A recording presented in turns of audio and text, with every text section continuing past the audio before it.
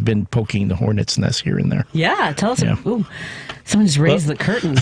Someone wants to run in and talk. What was that?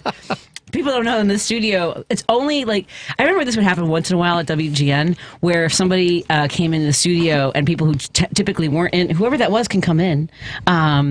Was that Paul who just raised the curtain? Couldn't. I just saw right? I just saw the shade go up and then they ran. Right. Yeah. One time, Nikki Glazer was on my show years ago, before when she was a podcast host and started getting a little bit of heat. But all of a sudden, everybody that worked at the people who weren't even in the middle of the night, all of a sudden popped up in my studio, like the engineers and other producers and other hosts, and I was like, oh, okay, so you're like Nikki Glazer. I wish. I was like, wow, Nikki Glazer. It's funny you should mention her. She keeps showing up in my my Facebook reels now too, because she's really come through quite a bit. So I was like, maybe. Hey, knock on wood. I'm just saying. I can hit Nikki Glazer levels of relevancy. It's funny too because she's very humble. I've listened to her, talk she's very about. Sweet. She did. Did she just do the Smartless podcast? She went, with Jason Bateman. Jason Bateman and them. And hearing her talk about her start and all that stuff was really fascinating. So still, so it was so nice. It was so nice walking in here and everyone's like, hey, how you doing? Welcome back. Well, I'm like, oh, it's like when you've been, I don't know, in away to another country, and then you're like, oh, and I go, oh, well, I'm going to go home for a while. This is what it felt like. Oh, well, welcome home. Yeah. We love having you here. Thank you. And you said you are poking the hornet's nest online, because I know that you can do it in a variety of ways.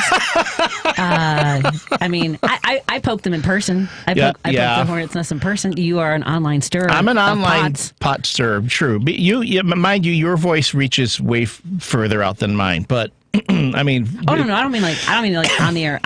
In person, I oh, well, that too. Yes. I'm zero F's given when it comes to people. I've kind of been there too when you do that in person. But so meaning when people behave badly, folks. By the way, there's a great phrase called bitulational. Oh, I like that. This is new. This is my favorite. It's the guy who does the Barbie scenes. Uh-huh. He stages Barbies into teaching a word of the day. So my favorite word of the day is bitulational, meaning I am a bitch in certain situations for people who deserve it. So I'm bitulational. Yes, I agree. Every time you've been there, I'm like, oh boy, they had it coming. They don't see. Oh my goodness. Oh boy, and I can see you winding up, and they just. Oh, they. Okay, all right. Imagine being Steve. He's had to do that for almost 30 years now. Poor Steve. I know. The fact he's so mild mannered and just mild-mannered. Yes. Thank you. Thank you for the segue. So, but then, so yes, you asked, well, how have I been stirring the pot or poking the hornet's nest? The new Superman teaser came out last week, and that started a whole bunch of discussion on social media about Superman. You have all these negative Nellies out there who are complaining about crypto, which, I'm sorry, I've been waiting for crypto in a Superman movie for... Lady B is dancing in the producer's booth, by the way. Yeah. Right? She's like, yep. Mm-hmm. I love crypto, and did you know crypto was going to appear in this? Yes, you did. Okay. I knew crypto was going to be in the movie. Mm-hmm. I wasn't exactly sure that crypto was going to appear in this teaser, although James Gunn did say, one of the very first images he released of Superman from the new Superman is of Superman and crypto, which is based on his dog, who he got from an animal shelter, is a rescue. Okay, and he's talking about the inspiration was, I'm going to give him credit. He talked about he got this dog from a rescue. It was an incredible challenge. This dog was by no means a heavenly, wonderful pup the first time in. They had a lot of behavior issues they were dealing with. Okay. And he said for a good year they were dealing with this. To which time they're going, James Gunn, at this point, dude, if you have the patience to deal with a dog that's chewing everything up, having behavior issues and all that, you are a saint of a man. And then he went, wow. What if Superman's had a dog that was like my dog, but everyone says crypto is like this great dog to have. Loyal but loyal and everything. Strong, but what obviously. if it had What if crypto had behavior issues? Yeah, look out. Wasn't there because you and I can do these deep cuts. Wasn't there a version of like the $6 Million Man where they tried putting bionics in a pet and and it reacted badly? Yes, that was the bionic woman. Jamie Summers found the bionic dog. Yes, right, and it didn't go well. It didn't go well in the beginning, and the dog was like traumatized and everything as a puppy, like it was in a lab fire. Right, and that's right. You remember? Oh my God. Yeah, and then she had to like help the little dog get through its PTSD. This is like one of the first time they talk about PTSD in animals. Yes, which they have. Animals can have PTSD, and then she's trying to help the dog come out of its shell. So whenever you take animals and put them in those situations and you treat them with compassion, of course, that you're scoring points with me. Then again, when you have like someone who's played Superman, and people like him because he's played Superman, and then you have the media call on him to comment on things having to do with Superman, and then he says some of the most un-Superman-like things that you could, like espousing philosophies that are completely antithetical to what Superman stands for, then of course I got to call it out, which then ticks people off. So Dean Cain was the subject of a joke of mine where I did a little meme on my TikTok where I put I did a 9-picture grid of Supermen, and I can look at it, but it had Kirk Allen, George Reeves, Christopher Reeve, the actor who played Superboy, Dean Cain's in the middle, Tom Welling, Henry Cavill, Brandon Routh, and then finally Tyler Hoechlin, who just finished the Superman show, which was incredible. He was probably the best Superman I've seen in a while on television. So it's like, and each box says, "Thank you for being not you, a great Superman." And of course, not you lands on Dean Cain. Right. Okay. And that's like a meme that goes out there when people are doing different characters, and then they always put the one you don't like in the middle. Like I've seen that one before, like with Disney, where the grandmother from Encanto. Oh, yes. She's like in the middle. She's like, not you. Because I remember seeing Encanto. Yeah, people don't realize the trauma that she inflicted on her family. Generational trauma. Yes. And that's generational trauma. And again, we're both Hispanic. We've had Hispanic mothers. Hi, Mommy, I love you, but also... I love my mother too. But man, when I was watching this movie, I'm like, oh my goodness, this is like, you're talking about PTSD. You're making me experience this right now. But anyway, and then so it's that type of meme where, you put all these characters that are great, but one that's very unsavory right in the middle, and then you put not you on them. I put Dean Cain in the middle, and I was pretty much just saying that David Corenswet, he's a new Superman in the new also movie Echo. He can take Dean Cain's spot. Right. Because while Dean Cain might have been a decent Superman, he was a trash human being. Okay. For folks who don't know, I don't think everyone knows that Dean Cain has basically he and Kevin Sorbo. Also, one of the shows I loved is Hercules. Hercules, yeah. And don't get me wrong. I mean, I don't think it's not about political differences. It's about moral values. Exactly. It's about and that's what I said in my follow-up videos. It's not everyone tries to frame this as, well, you have a difficult political outlook than I do. Just because we don't agree on politics. No. We're not talking about politics here. No. We're not talking about... okay with a pedophile possibly being the attorney general. We don't have the same moral value system. Yeah. I'm sorry. Yeah, and then again, demonizing others, trying to be in a position of leadership, and lying all the time just so you can get people to rally around you, and lying so often that people just get worn out by your constant lying. I mean, beyond the pale, beyond the whole, well, all politicians lie thing. It's like now you even have the incoming administration, and we know what to expect, I hope, because I lived through it once already for 4 years. But this incoming administration has a playbook. We know what they're going to do. So if you try to downplay things about, well, this is what they said on the campaign trail, and then, when things are said on the campaign trail, it's not necessarily what they do with policy. No, we learned in 2016 that a lot of stuff that was on the campaign trail, they tried to translate into policy. Right. And so when you sit there and go, well, it's just politics, it's just what politicians say, I was like, no, I already know that's not it. Add to that you're trying to now take, let's say, Dean Cain, who people are calling on him to comment on something as Superman, right? Because he played Superman, because, his opinion matters because he once played the character. He should know the character. Well, no, because when they did that story arc where Jonathan Kent, Superman's son, his adopted son, comes out as bisexual, Dean Cain criticized it and said, "Oh, well, it was neither brave nor bold." In the beginning, he thought it was baloney. At first, he thought they were turning Superman himself bisexual, and he spoke out against that. Right. And then he had to be corrected. It was like, "Look, no, it's the son, and this is his character." Da da da da. And he's like, "Well, I don't see what the big deal. If they really want to make a statement, Superman should speak out against, how they treat gay individuals in Iran and blah blah blah." I'm like, always with that. All right. It's worse somewhere else. Yeah. So I'm like, but see, here's the thing. Superman, if you were really speaking for Superman, Superman would have said, if Superman's my dad, like Superman's a dad everybody would want because he exhibits the greatest ideals. And if you want to say you speak in a Superman frame of mind, I mean, that's like, what would Jesus do? Yeah, what would Superman do, right? You speak at the highest level of ideal, how we treat each other, how we accept each other.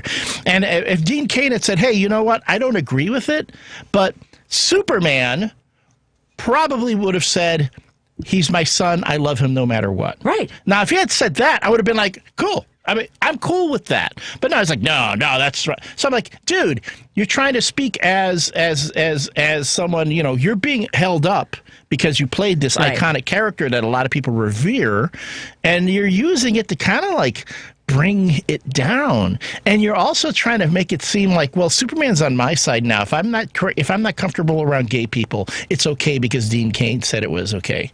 Or because Dean Cain reframed it in a way where, oh, well, I might not like gay people, but you know what? They hate them in Iran. Right. I'm like, no. Nope. So I put that on my TikTok.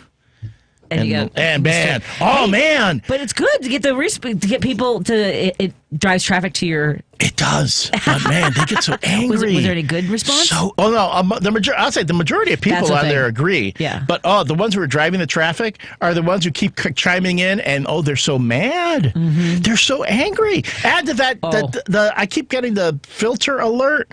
Like if you look at the posts, you can go to King of Geeks Chicago on TikTok, and you can see it.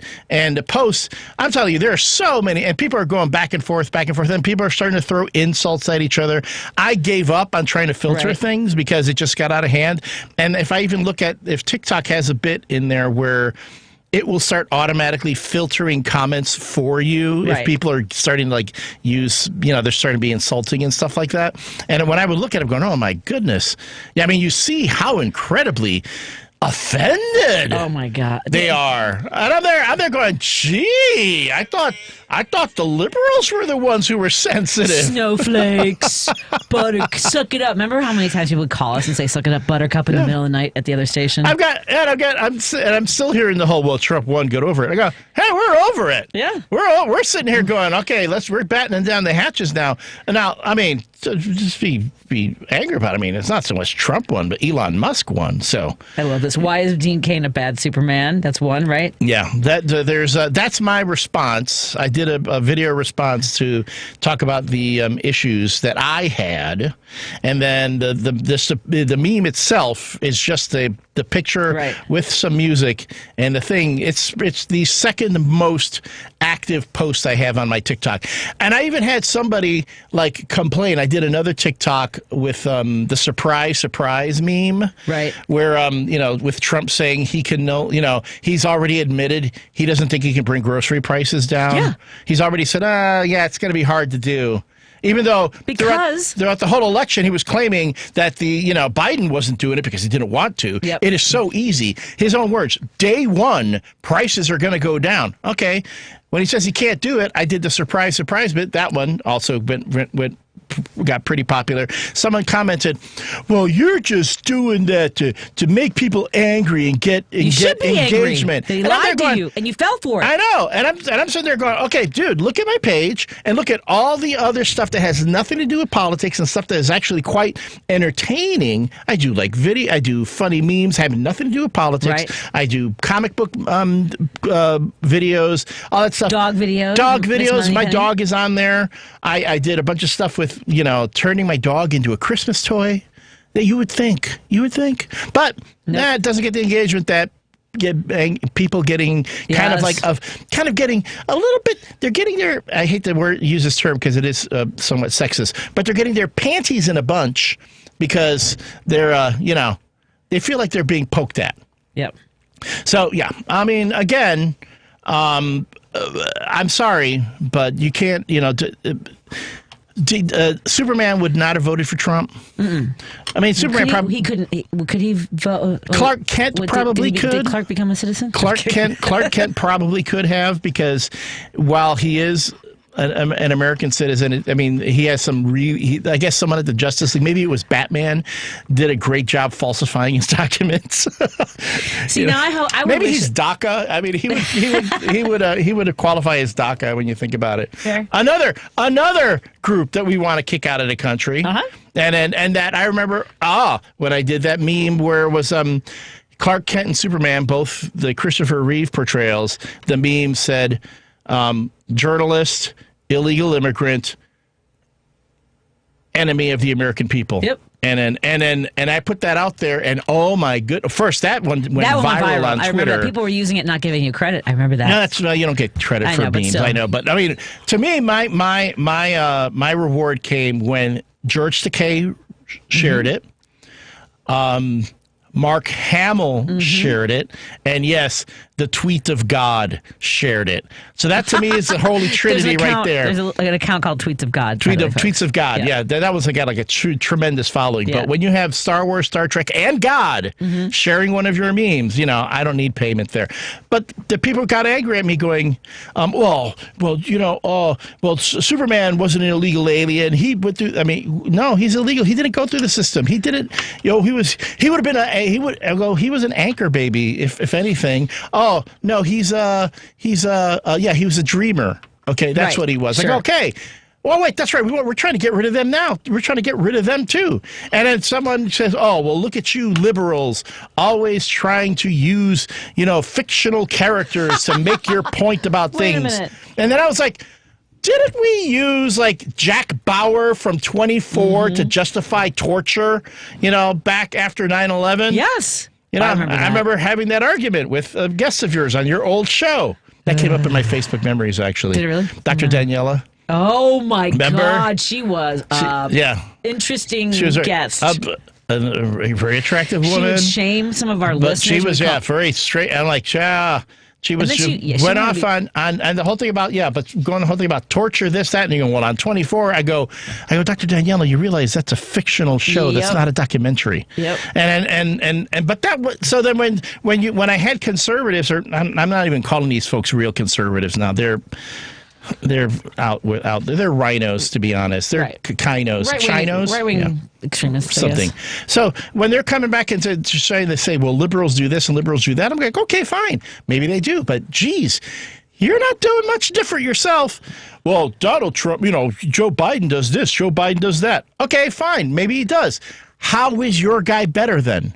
Tell me how your point of view is better. Tell me how you handle with disagreement is better. Because I'm telling you, I've been there. You guys don't handle it real well. Well, and you see how upset people are today about the commutation of death sentences. Now, people don't seem to understand how this works. He commuted. He's not releasing them. Folks who were on death row, 37 out of 40 now have life sentences. And so the three that were not one was a shooter at the synagogue synagogue who, massacred people at the synagogue. One at the church down in South Carolina, I believe, was the other one. South Carolina or Texas, wherever. I think the Baptist church, and the Boston bomber. Those are the three people because those are considered terrorist acts. So people are losing their mind about how, well, why not the three? Why not? And then there are hundreds of people on death row, but those are at the state level, which have to be pardoned or the stay of execution by governors. Right. So people are losing their mind, and I have to tell you, like I don't support the death penalty, and I always hate when people use examples that are very close to my family as, well, what about in this situation? The number of people who have been executed wrongly and the number of possibly innocent people on death row make it worth to me to not terminate someone's life at the government's actions. I mean, I thought we were a culture of life. I thought that's what we were doing. I thought we were a Christian nation. Yeah. Who would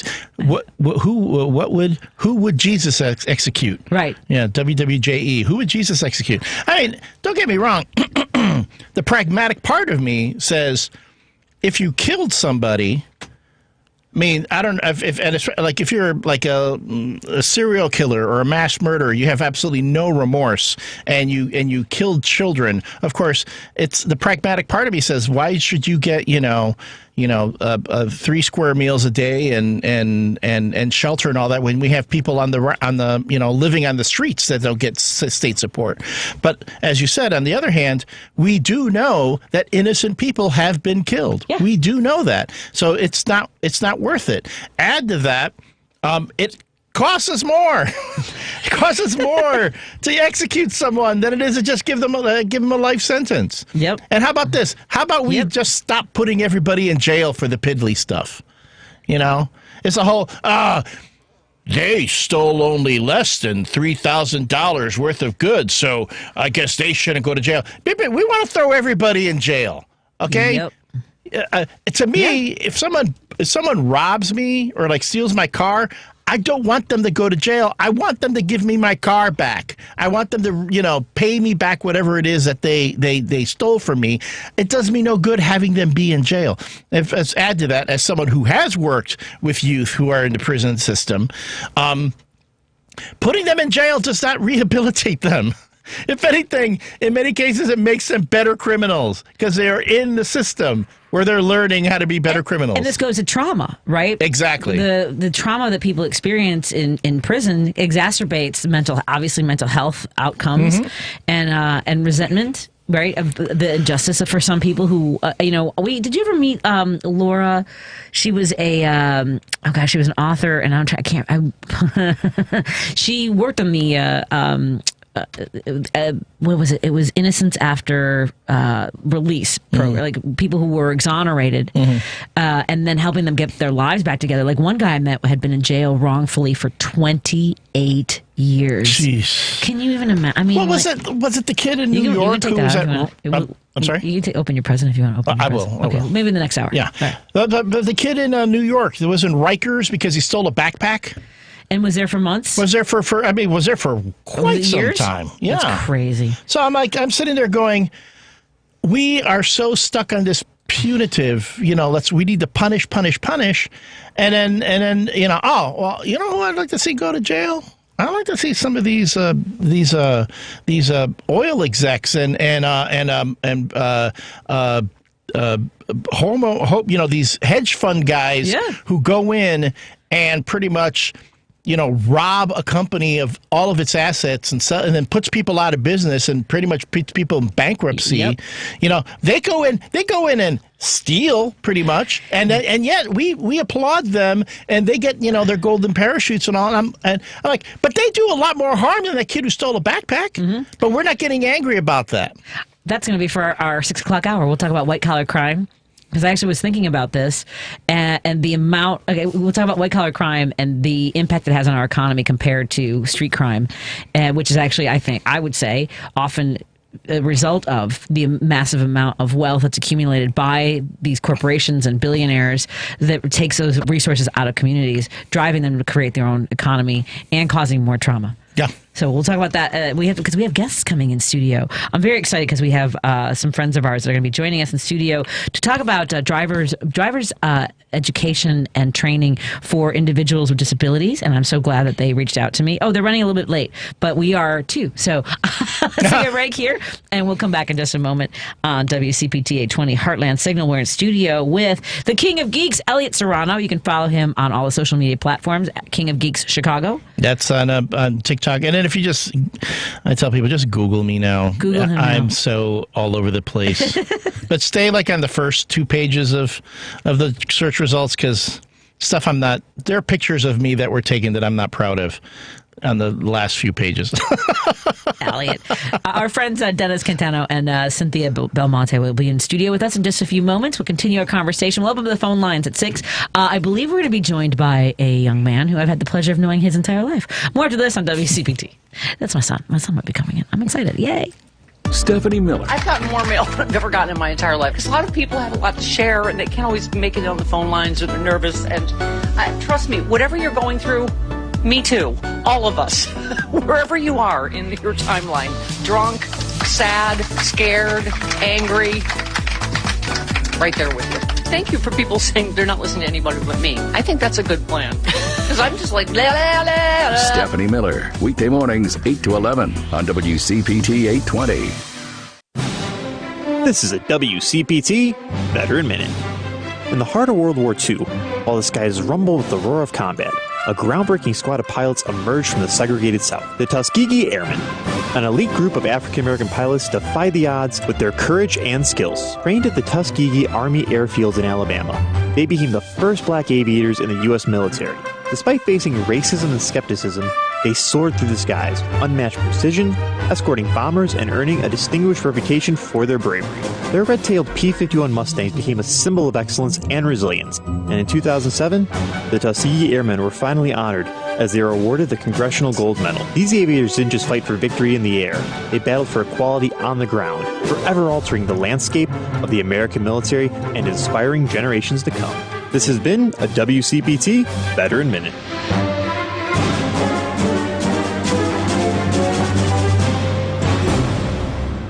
WCPT 820, Chicago's progressive talk, where facts matter. You're listening to WCPT 820. Here's the latest Chicago weather update. I'm meteorologist Ray Miller from the Weatherology Weather Center. Cloudy skies tonight with a low temperature of 35 degrees and light northwest winds. Tuesday, mainly cloudy and a high temperature of 38 with northeasterly winds at 5 to 10 miles an hour. Christmas Day, Wednesday, a couple of showers possible with a high temperature of 38 degrees. Thursday, chance of rain with a high of 44. Friday, showers possible with a high temperature of 48 degrees. Saturday, chance of rain with a high of 51. That's the latest Chicago weather update. Right now, it's 42. This is Chicago's progressive talk, 820 AM, WCPT Willow Springs, and online at WCPT820.com, where facts matter. Think Theory Radio. We're joined by Allie Mae Miller, hypnotherapist. Hypnosis is portrayed in media in general. Manipulation, mind control. People think it's like a truth serum. My clients describe it as they're in control the whole time. It's definitely not a truth serum. The client decides what they share with me, even in a state of hypnosis. Think Theory Radio with Damian Perdue. Saturdays at 6 p.m. on WCPT 820. This is WCPT 820, where facts matter. Hey, it's Patti here, reminding you that Monaco Brewing Company's progressive beers like Maga Tears IPA, Biden Beer, and the LGBTQ-inspired Love Wins Fruited Sour are now available at Chicagoland locations like Armanetti Wine and Spirits in Woodstock, Beer Shop in Oak Park, McLean Liquors in South Elgin, Beer on Central in Evanston, and My Buddies, a pride-friendly bar on Clark in Chicago. Don't forget to drink and vote responsibly.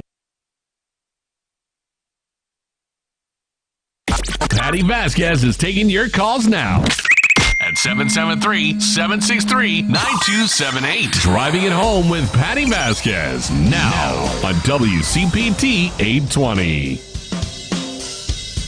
Thank you so much for joining us as we continue to drive it home on this Christmas Eve. I saw a post by Mark Hamill saying for those who celebrate, I don't know if is there a celebration that I should know about?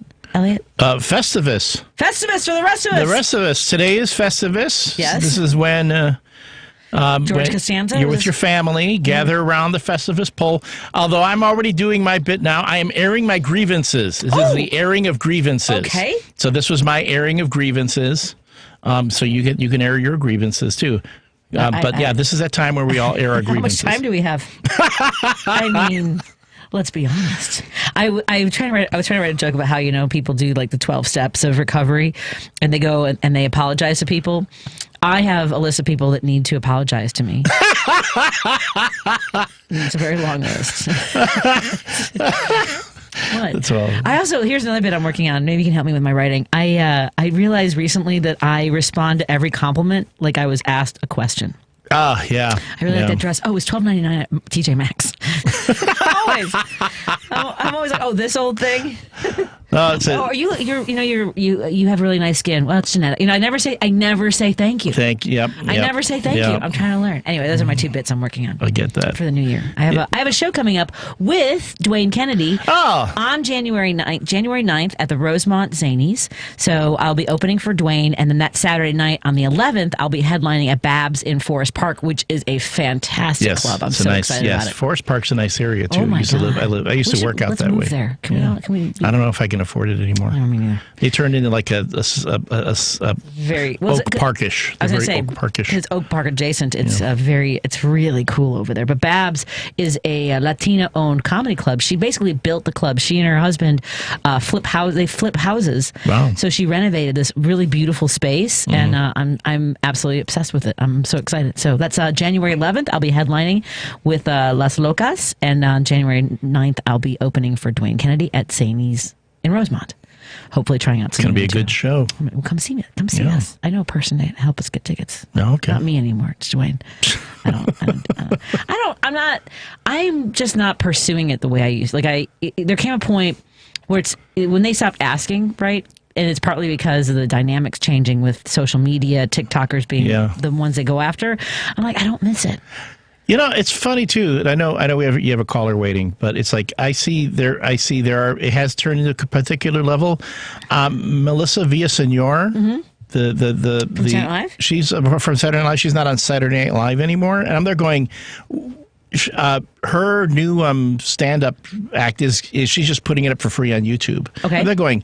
You were on Saturday Night Live. Why don't you have a Netflix special? So there's a weird thing out there. Like they pick up, then they're oversaturating it again. Yes, this happened when I started doing stand-up comedy in the '90s because Comedy Central came out. They had Evening at the Improv. VH1 had stand-up Spotlight. It was oversaturated, right? So then there's sort of this weird dynamic that's happening right now where, one, because of TikTok videos and the way a lot of comics don't want to eat up their material, they do crowd work. Oh, the crowd work. So that's what goes viral. Then you have people in the audiences who are talking. It's been very challenging. And you see what I like to do the most, which is like when we did the Beverly Arts Center, that performance of like, what you're coming for, like Lipstick Mom or sometimes Mommy Swears.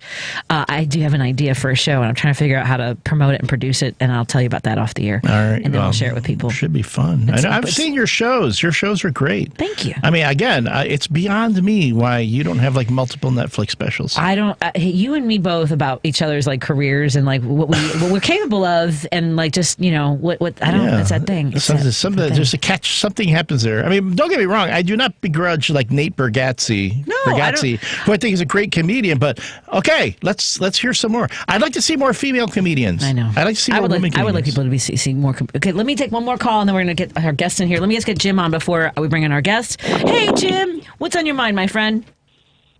Merry Christmas, Patty, and all your subjects. May they have a Merry Christmas this year. And I was talking about sexual violence. It's rampant. They had a case in Dublin, Ohio, where 115 women sued the federal government for being tortured sexually by their guards. Mm-hmm. And you have a case in France where the guy got his jollies off by taping his wife being raped by at least anybody within earshot for 10 years. You have two people down in Texas that are millionaires that have been drugging people regularly to have sex. You have more people drugging people to have sex. It's just incredible. But anyway, what kills me is I recall one night, Betty, I was drugged at a hillbilly joint about 6 o'clock at night. I was shooting pool, and I pulled out a wad of cash, right? And apparently they were after it, so I went to shoot one beer. I had one beer. I went to shoot pool, and I rolled off the pool table, woke up, and it was a Friday night at 6 o'clock, woke up at 3:30 in the afternoon in the back of the bar in my car. Wow. With leaves all over me. The window was open. It was an autumn day. Jeez. My point being, but there's nothing G's about it. What's really poignant about it is when you drug somebody, Patty, you don't know what their physical condition is. Right, they might have a heart arrhythmia. Yeah, you could kill them. But they'll take that chance to rape you or whatever they can do. But think about the private prisons they're going to open. The private prisons all over the country, that industry is going through the ceiling on the stock market because they know that Trump's going to put these immigrants in prison and they can rape them with impunity. Right. And we have no recourse at a Christmas, going on Christmas. Can you believe this? In the United States of America. Yep. Incredible. Just absolutely, not even incredible. It's just, I don't know what's happened to the world, but it is going down in a hurry. Yep. Anyway, have a Merry Christmas. See where you get there. Thank you. Wow, that was a lot. That was uplifting. I wasn't sure what to expect, but to carry into the holiday with me. We'll have to cover. Let's bring our guests in studio.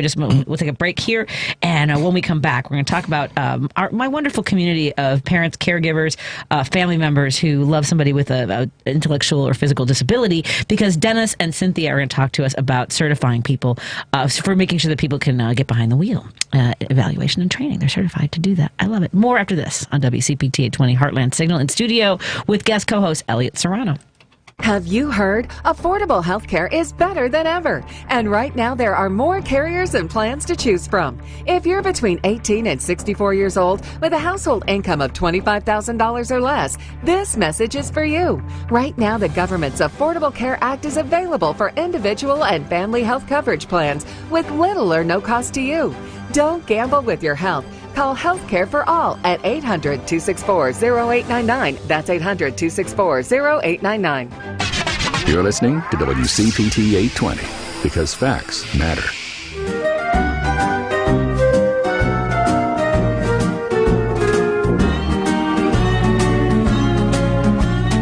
You got a felony.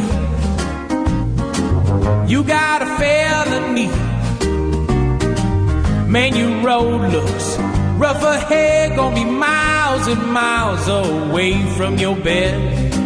The judge's words repeating in your head, boy, you got a felony. Yeah, you got a felony.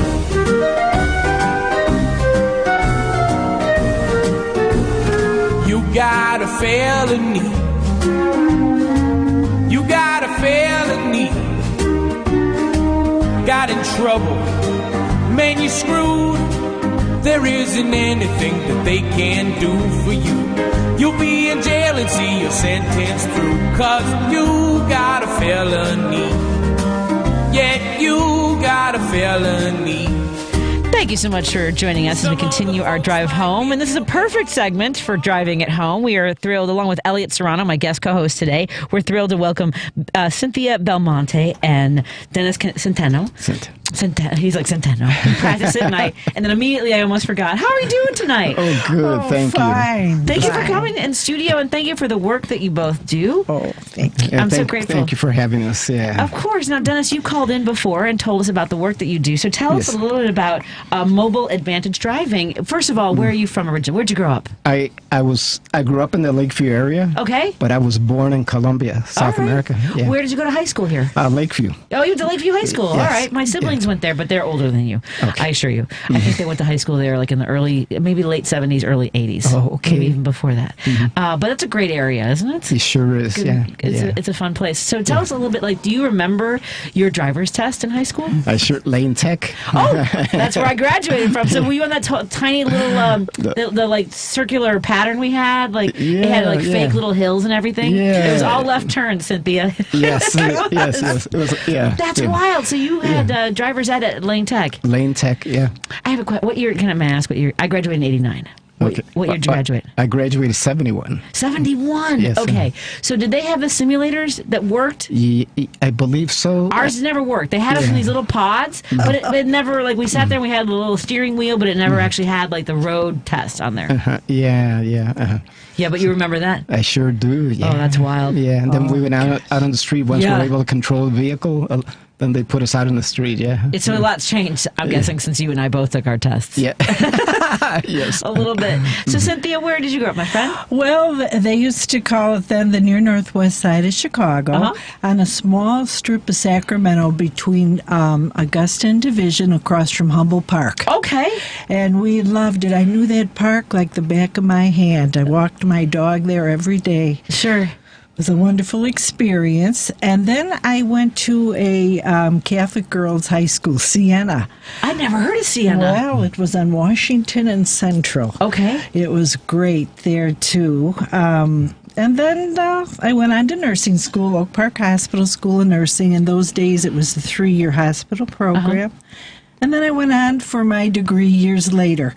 When I was a single mom, my daughter was about 6. Because you needed your degree, you had to make money. So that's kind of my story. That's your story, yeah. And you're retired now, and working with Dennis on this wonderful program. Yes, I kind of work on the inside, and he's out there all day long with his people. Yeah. It's really great. Yeah, and you know, it just fits in because she's got the knowledge of nursing, right? And you know, in the military, I was a medic. Okay. So it just like fits into what we do, working with persons with disabilities, all different conditions, you name it, from Alzheimer's, multiple sclerosis, strokes, TBIs, traumatic brain injury, amputations of the legs, maybe the arms, we work with all that. And tell me a little bit about work, sort of navigating that with your clients. How do we refer to our friends that come to persons with disabilities? But they're your clients then, right? Clients, yeah, your clients. So tell us a little bit about. So you have to tailor this very specifically for each individual. Well, you just mentioned physical challenges and neurological challenges. Yes. That's remarkable to have that entire breadth of experiences and really addressing all those things. Well, tell us about the genesis of this. What made you decide? What I want to do? I want to help those who maybe thought they would never drive. Well, I was working with a driving school at the time, and my boss saw that I was like really easygoing, and he came over to me and goes, we have a contract with the Rehabilitation Institute of Chicago. Okay. Teaching or evaluating individuals with disabilities. And I go, what? Because back then you really didn't know anything about that. Right. And I go, that sounds interesting. And he goes, come on board, and we'll go over there. And I'll show you how. I love how you also have a Chicago accent. By the way, did you hear him just say over there? Sorry. I just had to grab that. It's one of my favorite phrases. Is over by there. I love that. So anyway, let's go over by there. Go ahead. So I tagged along with him, and he showed me how his vehicle was equipped with different controls. Right. Like hand controls for individuals that couldn't use their legs anymore, or left foot gas pedal for the amputees of the right leg. And I go, this is interesting. And he goes, it gets even more interesting when you have to deal with, Alzheimer's patients or individuals with head injuries. Right. Okay. And I go, okay. And he goes, but you're going to have to go to conferences and talk with doctors, get all that knowledge from them, too, of how it affects a driver. I go, okay. Yeah. So here I am, 30 years later. Whoa! Yeah. And he's That's been doing incredible. that. Yeah. And guess how we met? How did you meet? He was my driving instructor. What? 37 years ago, I think. Right around there. Where did you take the class? Where were you teaching? Tell me the story, Well, Cynthia. I was, first of all, I got my license when I was 21. Okay. In our family, you just got it when you needed it. And, we're on the buses and the cabs in the city. Sure. It was kind of a nuisance to have a car. So the only thing I thought of was, 10 years I let my license lapse, and I said, I'm going to need this license. At that time I was a single mom. I was going to go back out again with my friends, whatever. I didn't really have any ideas. Yes. So I called the school that taught me when I was 21. They actually came to my nursing school, would pick me up, and we'd go. So it was North Shore Driving School. I don't know if they're still around. No. So Dennis came to the door. And there he was. So, oh my gosh, I love this story. Yeah. So we went out and about, and I learned, and I got my license. And when he left, I could tell, we kind of clicked, but not enough. I was still, kind of out there. So he gave me his number. He says, if you don't do any practice for, just call me. And he says, we could go back out.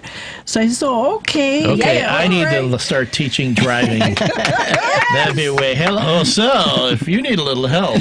That's how you get it. Yeah. So a year later, exactly, I was kind of fed up with all these people I was meeting and whatever I was doing, and he just was so nice.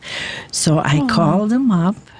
And the dad answered the phone, and then when Dennis got on the line, he said, holy smokes, Cynthia Belmonte, I've been thinking about you all week. Oh, come on. He says, I really was wondering how you were doing and what you were. I says, yeah, well, I'm going to need that brush-up course. I said, I haven't really been out since we were out in the car together.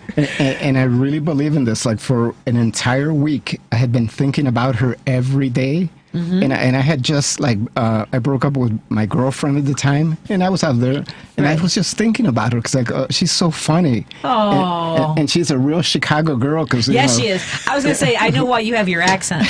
I love your accent. You have the best Chicago accent, Cynthia. You really do. You know that, right? Well, it's funny. When I went to nursing school, there was all these suburbanites, and they either thought I was East Coast. The East Coast. Yeah, they thought I was Jewish, Italian, or some of them, I don't know what else they said. I says, no, I said I'm from Chicago. Yeah, you are. And I was the only one there in the school. Mm-hmm. And it was there on Maple and Madison, right there in Oak Park. It wasn't that far. Right. So getting back to the story, so Dennis gets on the phone, we start talking, and we made arrangements. I went back out, and we did our little brush up. And so this was for a whole week. So I says, well, if this guy doesn't ask me out by Saturday night, forget it. Oh, boy. The clock was ticking. The clock was I'm getting stressed. I know how this story ends. Dan, I need to ask, did you know the clock was ticking then? Did you sense it? Because I'm going to tell you, I am one of those guys who's completely oblivious. I would have been like, wow, she really needs help with the brush up here, not realizing she's waiting and going... Yeah. Oh, wait, is he going to ask me out? He's going to ask me out? And then I'd be like, oh, well, okay. Good luck with the test. Yeah, right. But you had to see. Trying to be cool. But you had to see how many tickets I accumulated, because there wasn't any parking around her area. And I mean, it was a lot of when he came to visit me, this was after he finally asked me out for that Saturday. I remember talking on the phone, the landline in the kitchen. How did he find? Yeah. We just got to talking, and he says, well, what are you doing Saturday night? Would you like to go?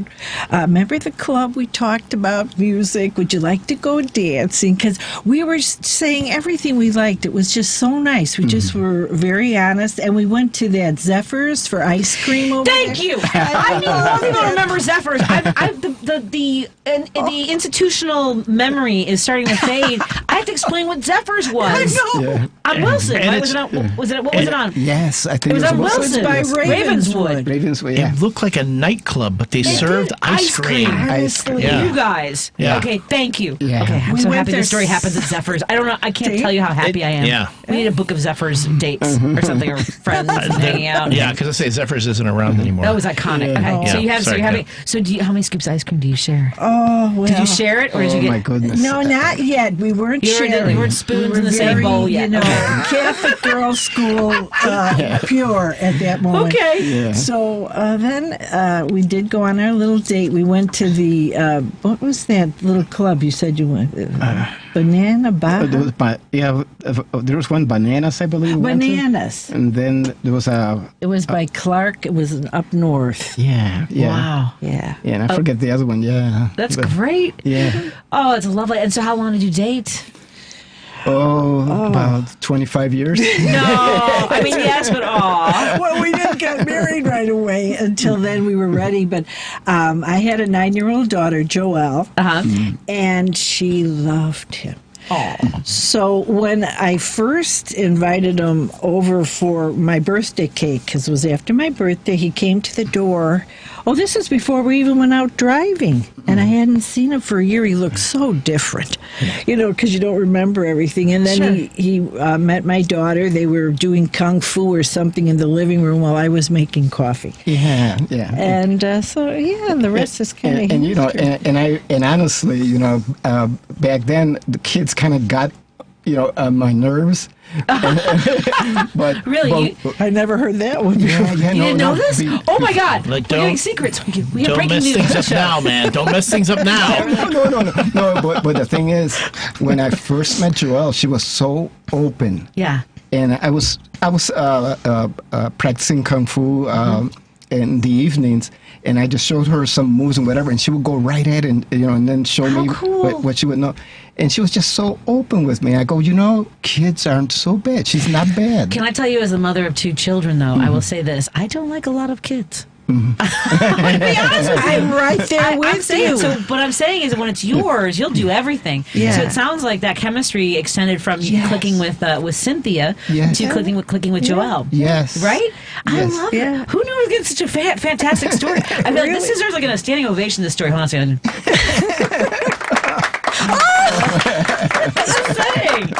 This is fantastic.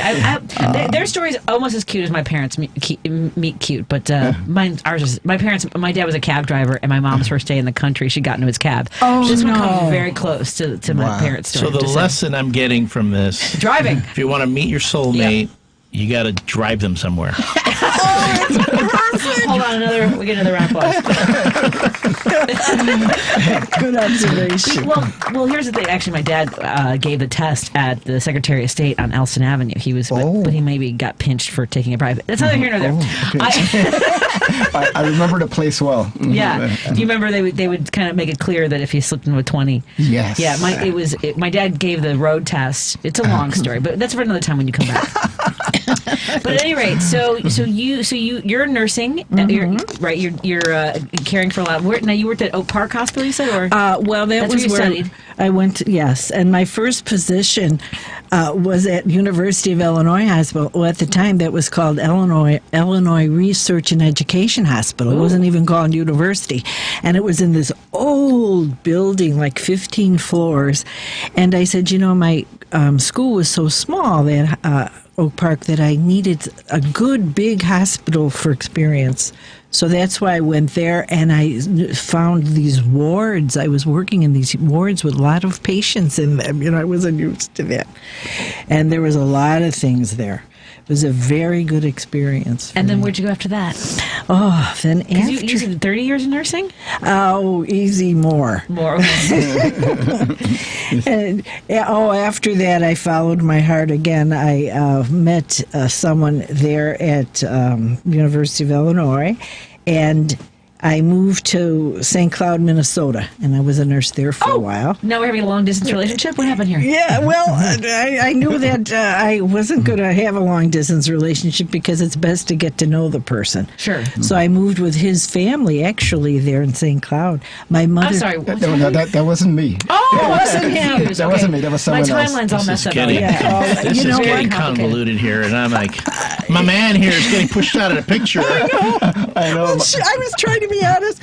But you know what? I've had so many nursing jobs. We could have a whole show on that. Well, let's do one more segment because I know we're running. Elliott's getting nervous about the news. I have to tell Elliott a secret off the air.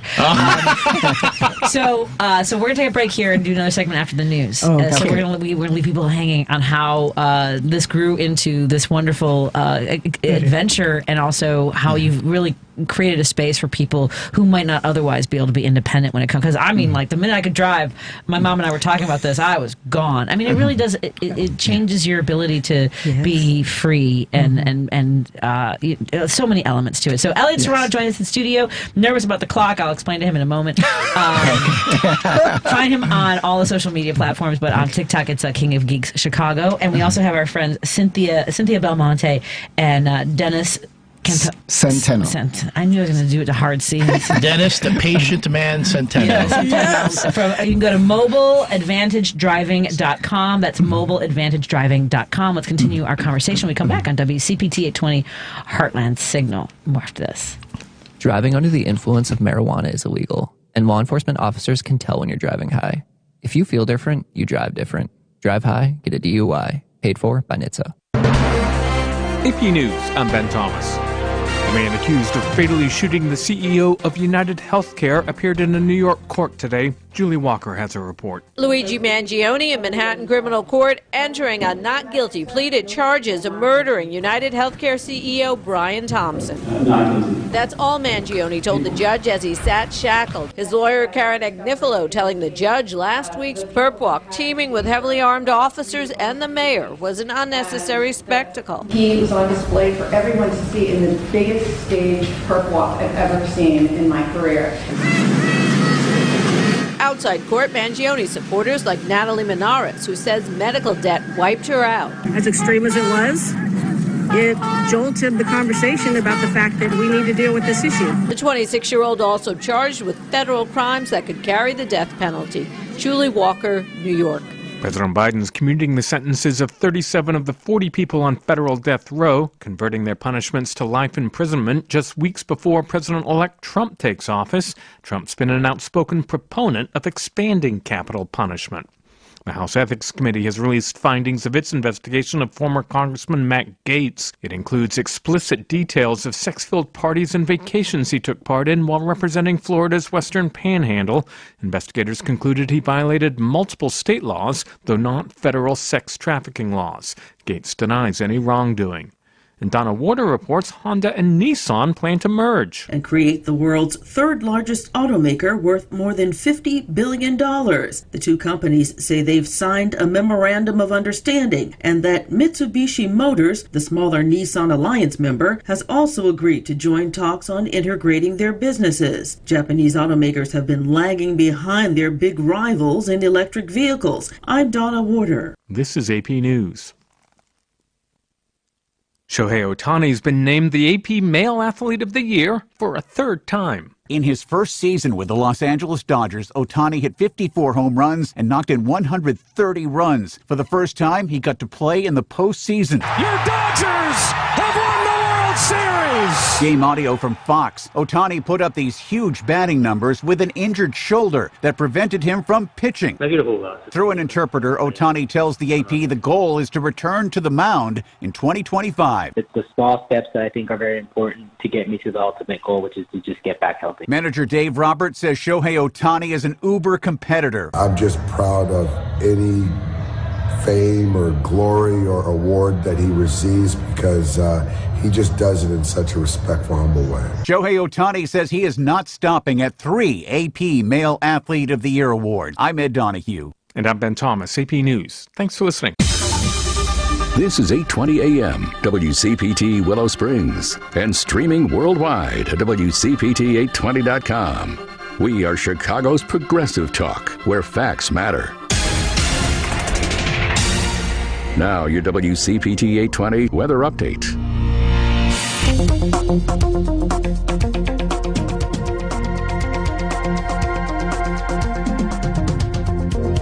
I'm meteorologist Ray Miller from the Weatherology Weather Center. Cloudy skies tonight with a low temperature of 35 degrees and light northwest winds. Tuesday, mainly cloudy and a high temperature of 38 with northeasterly winds at 5 to 10 miles an hour. Christmas Day, Wednesday, a couple of showers possible with a high temperature of 38 degrees. Thursday, chance of rain with a high of 44. Friday, showers possible with a high temperature of 48 degrees. Saturday, chance of rain with a high of 51. That's the latest Chicago weather update. Right now, it's 42. Teachers are dynamic leaders, shaping a new generation. They bring a variety of perspectives from diverse backgrounds, innovating how they teach to prepare students for our fast-changing world.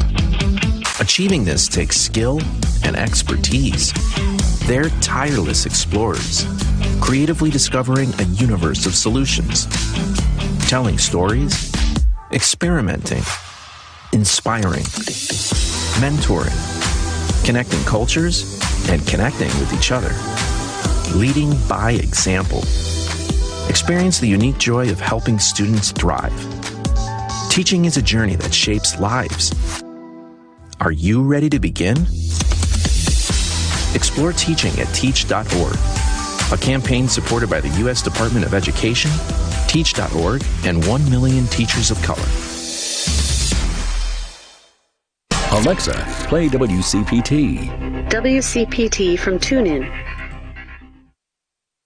Driving it home with Patti Vasquez, Patti Vasquez. From global conflicts to greenhouse gases, the folks refusing to wear masks says, and politicians getting caught grabbing asses says, she's driving it home with Patti Vasquez. Oh man, this is such a fun evening. We have guest co-host sitting in with us, Elliott Serano. Elliott, we're saying hello to our friends listening in the evenings on KTNF AM 950 Minneapolis, St. Paul. Hey, St. Paul, how you doing? How you doing over by there, up there? I know we do have a very heavily Chicago studio. This is all Chicago. The thing I love though about the St. Paul's, the last couple when you've had me hosting, yes, on days when you've been away and I've hosted, we get phone calls from Minnesota. Yeah, so that is really cool. Where's Dynamo Dave been? Yeah, I haven't heard from Dynamo Dave. Dynamo Dave, that's your cue to give us a call. Dynamo Dave, yes. I haven't heard Dynamo from him in Dave. months. Elliott, right, Lady B, where have you heard been? from him? Dynamo, if you're out there. Other shows? Okay, so Paging Dynamo Dave. He's just not calling me anymore. Paging Dynamo Dave. Fine. Wait, I think if you say his name 3 times, he appears magically. Paging Dynamo Dave, we'll see. And of course, listening here on WCPT 820 Heartland Signal in Chicago. You can go to heartlandsignal.com, and the event that your signal is starting to get a little bit weaker. We also are live streaming on YouTube and on Facebook as well. And I'm getting tips on how to pick up women from my man here. I'm saying that is... he's got like all the different strategies down. Yes. And I'm like, okay, I've been putting him, I don't have my notebooks, I've been putting him in my phone. Someone was funny who was taking notes. That's Dennis Centeno, who is the owner of, right? The owner of Mobile Advantage Driving with his wife, Cynthia Belmonte. Hello. I'm so thrilled to have you in studio telling us this amazing story of how they met. If you miss any of our show, every single show is podcast. Everywhere you find your podcast, subscribe to the show. You can also get just interviews if you want to listen to parts of it. And we are talking the mobile Advantage Driving School. Mobile Advantage Driving School is such an incredible idea. He was telling us how this kind of the germination of the kind of catalyst of having worked with the Chicago Rehabilitation Institute of Chicago, which is now Shirley Ryan. And you still working with Shirley Ryan?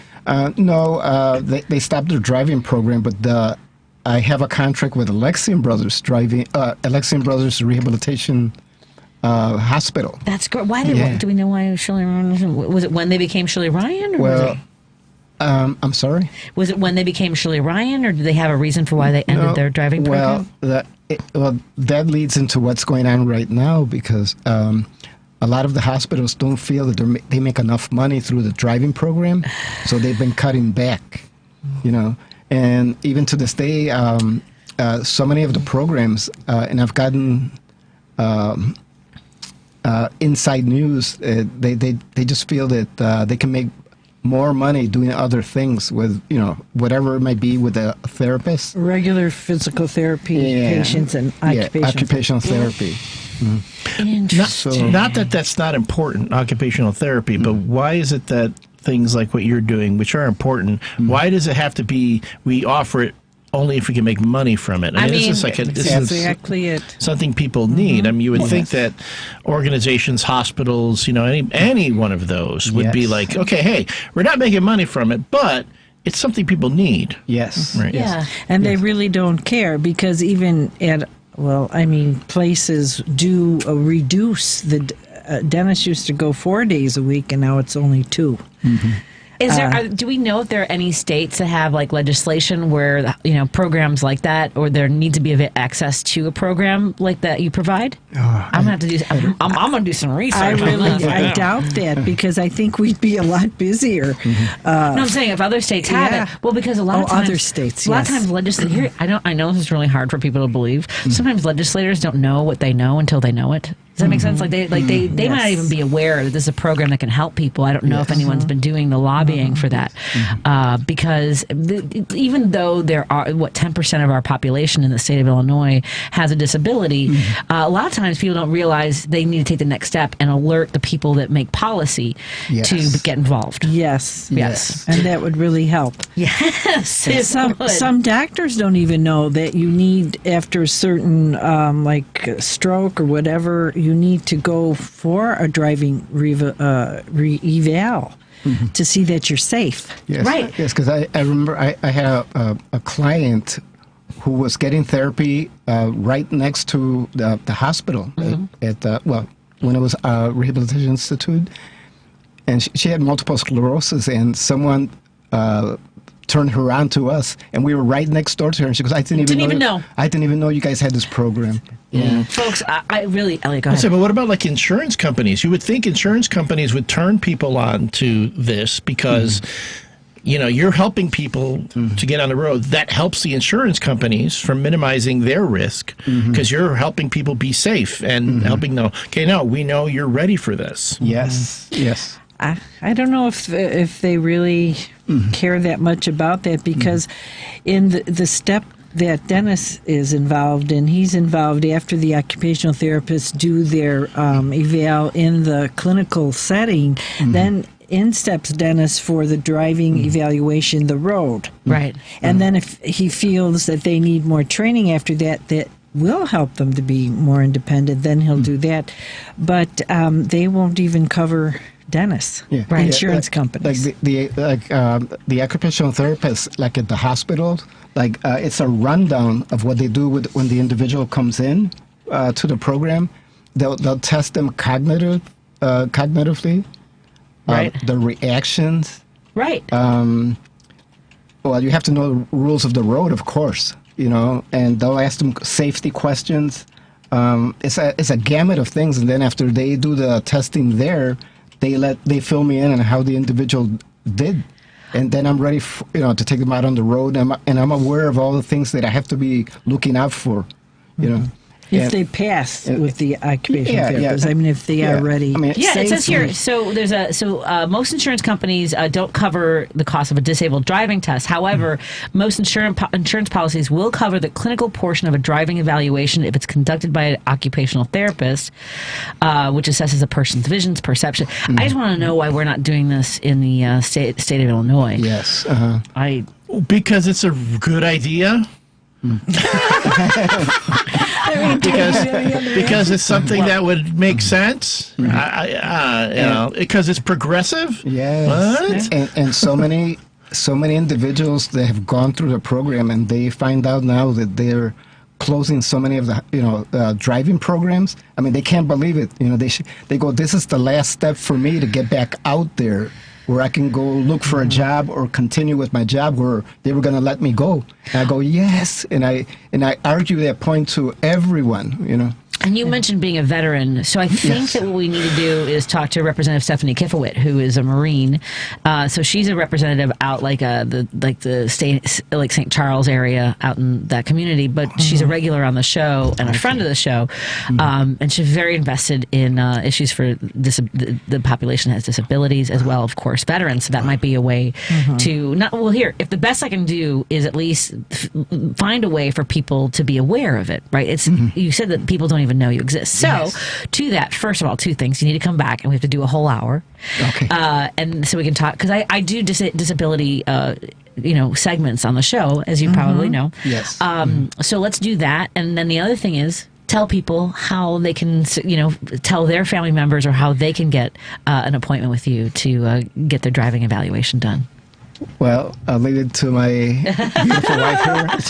She has the phone number and all that. Yes. Well, I take care of the phone, and when they call in, there's a lot of different questions, because you really have to know what's going on with them, their diagnosis. Sure. And you have to put them at ease, because a lot of times they just say, well, my left foot is numb and I need to do hand controls.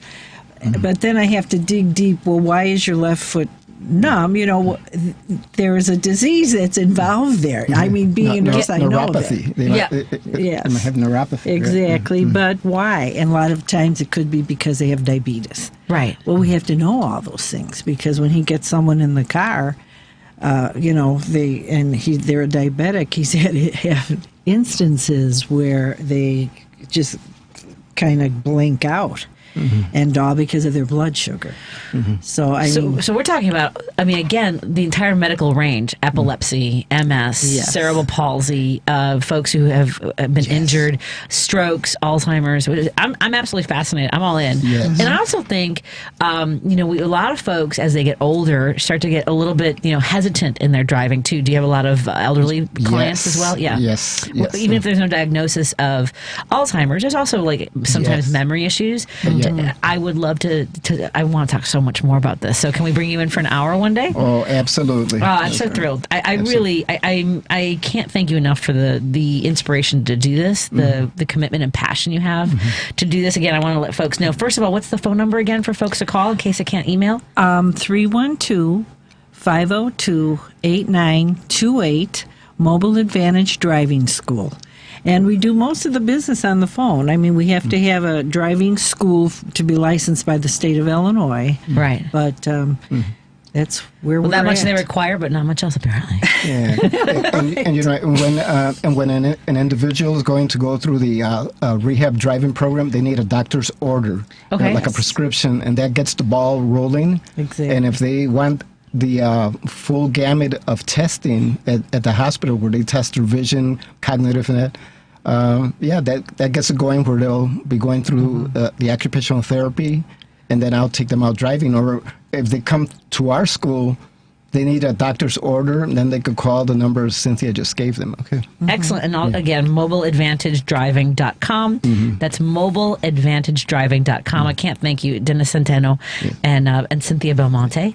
It's been a pleasure having you in studio. This was so much. This is really your personal story. And again, as I mentioned, the work that you do is so dear to my heart and my community. I wish you the most wonderful of holidays.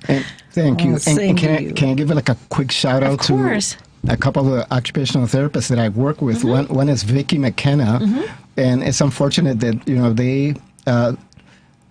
she was the best of the best, but they because they were cutting back on so much, they cut her out. They eliminated her position, and she is beyond the best therapist I've ever known, really.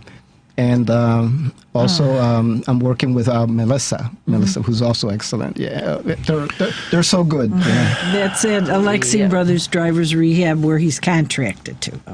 Excellent. Well, Alexian Brothers, We're watching you. We're watching the state of Illinois, too. I want to make some phone calls and see if we can get some, and see if we can make a path forward. I mean, I don't know what's out there, but again, as I Google it, I mean, like, Shirley Ryan just gives you a list of resources rather than, as you mentioned, not providing that program anymore, and that's disappointing to know. I have my thoughts on that, too. Thank you both so much. I look forward to welcoming you back in the studio again. Thank you for the cookies. That was not necessary. My thighs are not as grateful as my heart is. Just thought I'd say that. Thank you so much, my friends. Have a wonderful holiday, and we'll see you again in the new year. Okay, thank you. Thank you, Dennis. Thank you, Cynthia. Okay. Let's take a break here. We're going to check in with Warren Price. Is in Budapest, I think, somewhere in the world, Elliot. He's traveling. I'm just saying. In Budapest. Budapest, yeah. Let's see what happens. More in a moment on WCPT 820, Heartland Signal, and KTNF AM 950 Minneapolis, St. Paul. We're so happy you're here. A Better Life with Dr. Sanjay Gupta. Type 2 diabetes is a big problem in the United States and around the world, really. But here in the U.S. alone, about 1 in 10 adults now has diabetes. Another 3 in 10 are pre-diabetic. And according to the NIH, if not managed, type 2 diabetes can lead to problems, including heart disease, stroke, kidney disease. So if you're looking to lower your risk, one area you might want to focus on is the type of meat that you're eating. There's this new study out of the UK which found that regularly eating red and processed meat in particular is associated with a higher risk of type 2 diabetes. Dietitians recommend replacing red and processed meat with other meats if you want meat, such as poultry, in addition to reducing overall meat consumption, using things like peas and beans and lentils and tofu. Start making these swaps one meal at a time, and you'll probably get there. I'm Dr. Sanjay Gupta, helping you live a better life. Millions of Americans take medicine like Ozempic and Zepbound. Many of them are overpaying by thousands of dollars a year. These GLP-1 medications for diabetes, weight loss, and more may not always be covered by your insurance, but GoodRx can help. GoodRx helps you save every month on prescriptions at over 70,000 pharmacies nationwide. Best of all, it's free to use. Check GoodRx to save on GLP-1s. Just go to GoodRx.com/GLP. That's GoodRx.com/GLP. GoodRx is not insurance but can be used instead of insurance, including Medicare and other federal and state-funded programs. The holidays are just around the corner, so now's the time to shop new deals at Lowe's. Make your home even merrier with up to 75% off select holiday decor clearance. Plus, don't miss our limited time weekly deal drops on items like appliances, tools, grills, and more. There's something for everyone on your list. Count on Lowe's to help you save all season long, because Lowe's knows deals. Valid 12/19 through 12/25 while supplies last. Selection varies by location. Chicago's Progressive Talk, WCPT 820, where facts matter. There's no better way to defend democracy in front of your fascist Republican friends than with a cold progressive beer from the Minocqua Brewing Company of Wisconsin. So head on over to Beer on the Wall in Schaumburg, Doty Liquors in Elmhurst, Captain Jack's Beverages in Worth, or the Wilmette Market to pick up a 4-pack or couple 2-3 of MAGA Tears IPA today. Don't forget to drink and vote responsibly.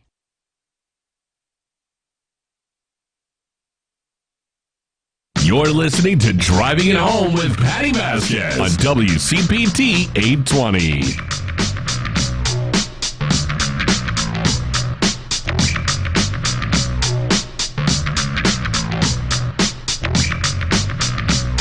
Thank you so much for continuing to drive it home with us. I'm your host, Patti Vasquez. Thrilled to be in studio with Elliott Serano, the king of geeks, Chicago. And Elliott, we have a guest on the line who's also one of my favorite human. I am so lucky in my life to have my favorite human beings joining me on the Christmas Eve. Warren Price, where in the world are you tonight, my friend? Right now, I am in Salzburg, Austria. Oh, you're Tomorrow in Austria. I leave for Budapest. Tomorrow I leave for Budapest. That's why. Okay, so where did you? Okay, you started obviously in Chicago. One of your daughters was Started in Chicago. One of your daughters is studying in not Amsterdam. No, she's actually not studying. She's an au pair in The Hague, in the Netherlands. That's Claire. Wow! And how does she like the Netherlands? Yeah. She loves it. Are you kidding? Come on. Is she coming? Is she ever coming back? She's having a great time. Oh yeah.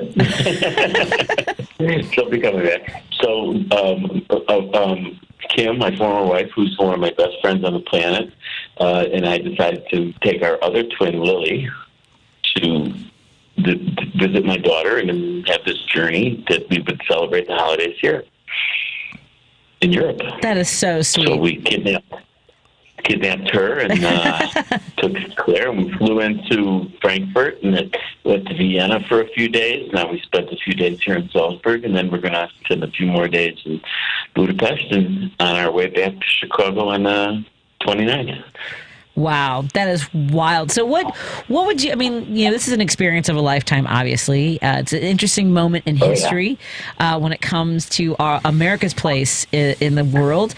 So how does it feel to be out of the country, sort of like removed from the all the news here and being able to sort of, I mean, like it's the magic of the season, and to enjoy it somewhere else has got to be really wonderful. I'm telling you, I see a lot of smiles, a lot of happy people. Yeah, a lot of people on a mission to live and enjoy themselves and share great things. And it's unbelievable. The Christmas markets here are mind-boggling. The food at the markets is mind-boggling. You said it's a trip of a lifetime. Yeah. It really is. And again, like I mentioned, it's also in the context. Can you imagine Elliott being able to like go someplace else like right now and just be somewhere else? A place where everyone's happy and smiling. Yeah, I'm jealous.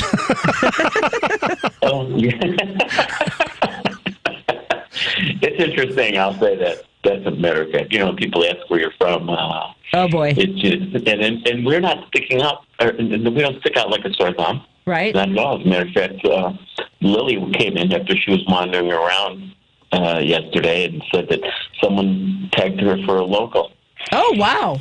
See, that's always nice. Yeah, they walked right up to her, started speaking, their language, and she smiled and says, "No hablar español."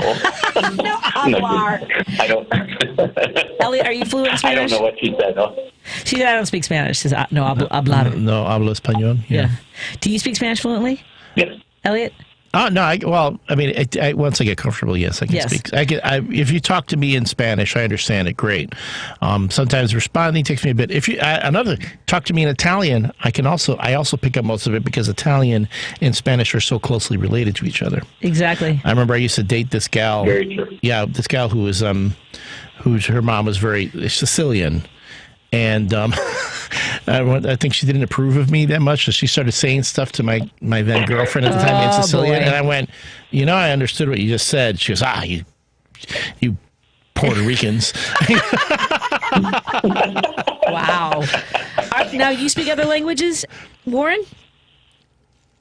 I speak a little bit of a lot. No, I don't really speak anything fluently. I understand a lot of languages just because of the world I've been in the last 57 years being in the foreign car repair business. I've had so many different nationalities working for me throughout the years. It's, you pick up hello in, 14 different languages. Yeah, right. Just by being there, you work with a guy for 25 years, and all of a sudden, you know how to tell him, hey, fix that left end, or will ya? Right. So, it's fun. Yeah. Learning other people's cultures and how to communicate with them. You mentioned food at the markets. What has been some of your favorite? Elliott's just thinking about all I know is that part of the world has some of the best food. He went into this blissful face. He was like just imagining the food. I want to know about the food. I almost expected him to be like food. Yeah, tell me about the food. If you want a brat, you come here. The brats in Chicago or Wisconsin, forget it. The brats here, they have a goulash that was served that was out of this world. And this guy says, wait, as I was walking, he says, what? He says, I have a bun for you. So he gave me this hot cut-up bun, and it was just to dip in the gravy. And oh, my God, it was so good. There's the one place that sweet potato French fries that were fabulous. Chicken wings, never tasted chicken wings like they have here versus what we have there. Not to say that ours aren't great, but this was just different. That is wild. Man. Yeah. Man, they're making me so hungry right now. To see the little children that are being fed by their parents in their buggies while they're Yeah. Oh, it's just beautiful. It's just beautiful. And a lot of is Austria now. I'm sorry, you're going to Budapest. Because I know when I went to Copenhagen, some of these parts of the world are much more not driven, but they have a lot more bike-friendly spaces. Is Austria a little bit like that? Because I asked that because even though it's cold, are they? The roads are cut out. The roads are cut out for them. You see the streets painted. The streets are painted for bikes, but it's winter. In there, I don't see a lot of bikes at all. Now, if you go to Amsterdam, everything is bikes. Because Copenhagen, we were there in the wintertime, and it was the first time I'd ever seen, you know how we have like the bike trailers? They ride with the kids in front, which kind of makes more sense so that you're like, like if you don't get clipped.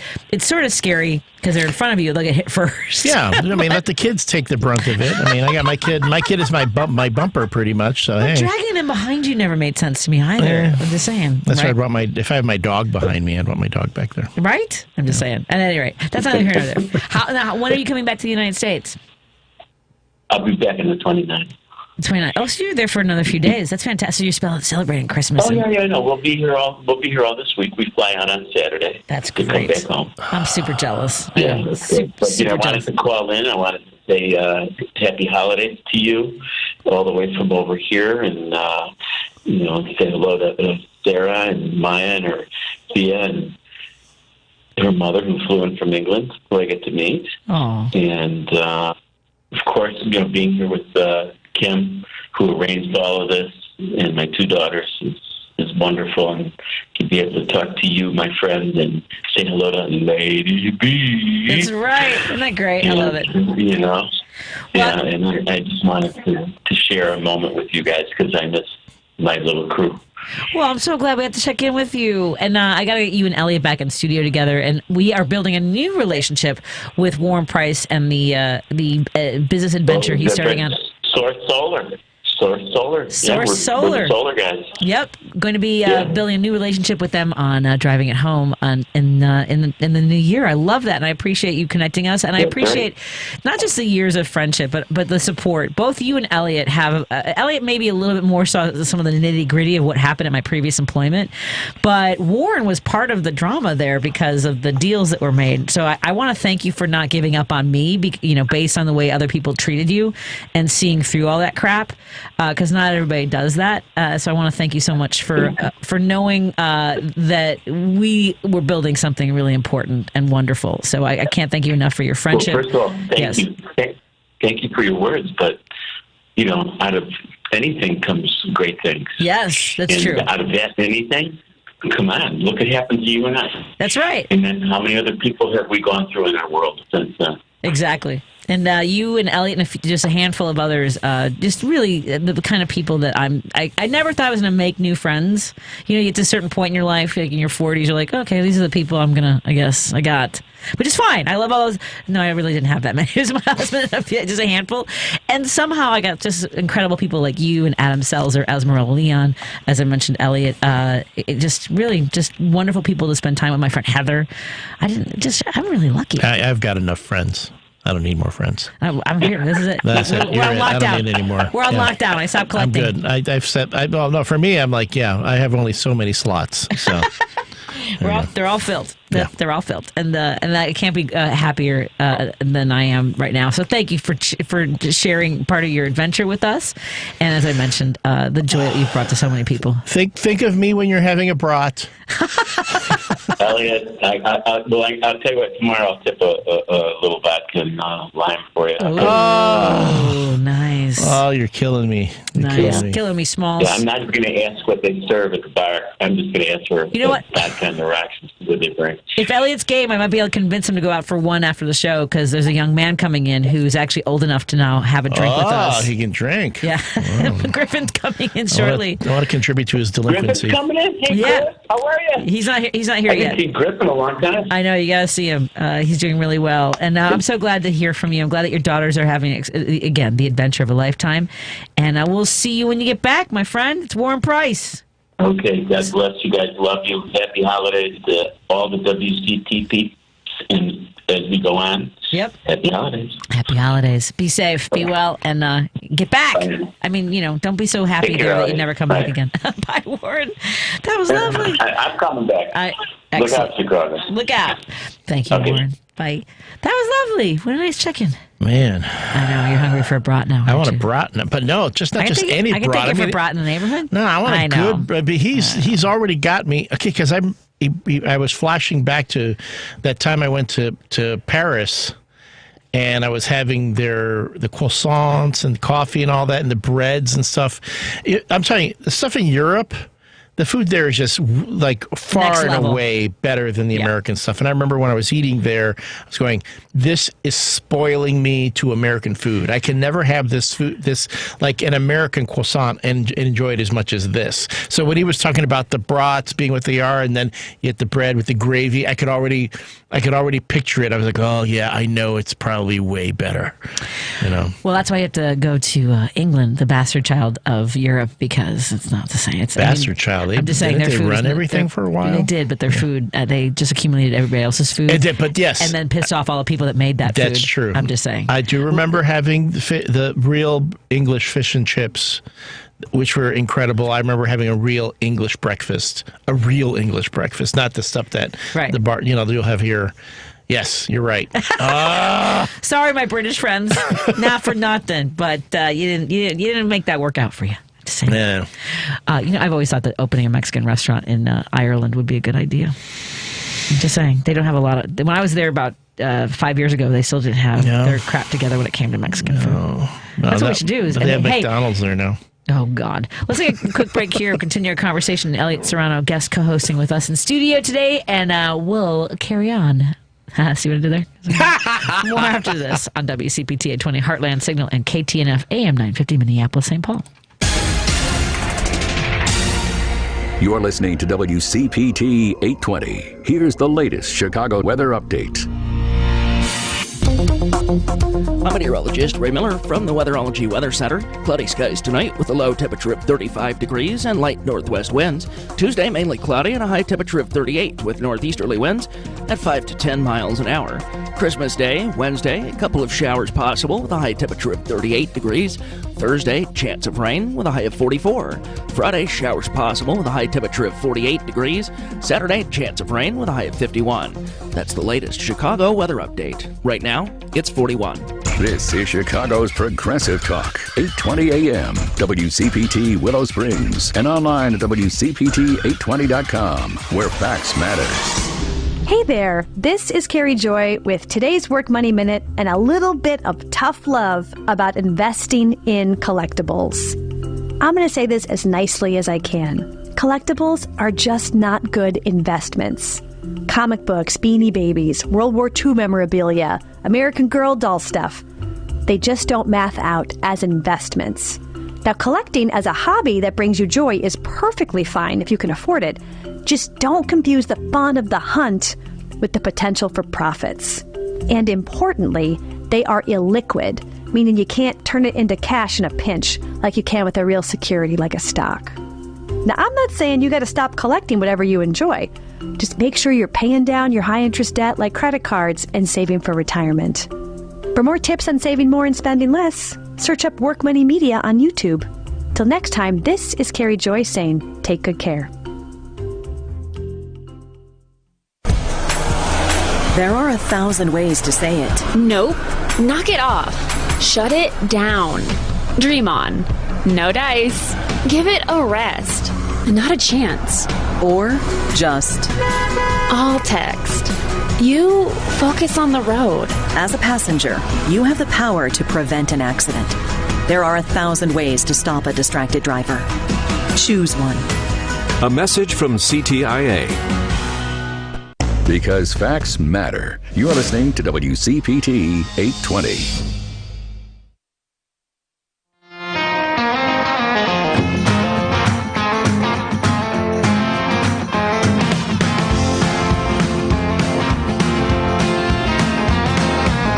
What do we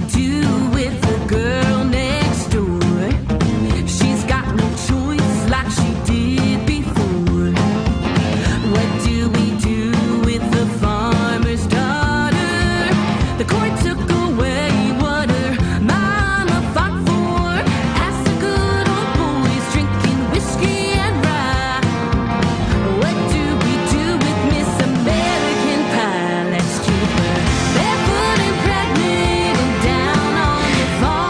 about Gwen Levy and the Breakdown with Barefoot and Pregnant. Make sure you're following Gwen Levy and the Breakdown. Keep up with all the great music they do. Joining me in studio is Elliott Serano.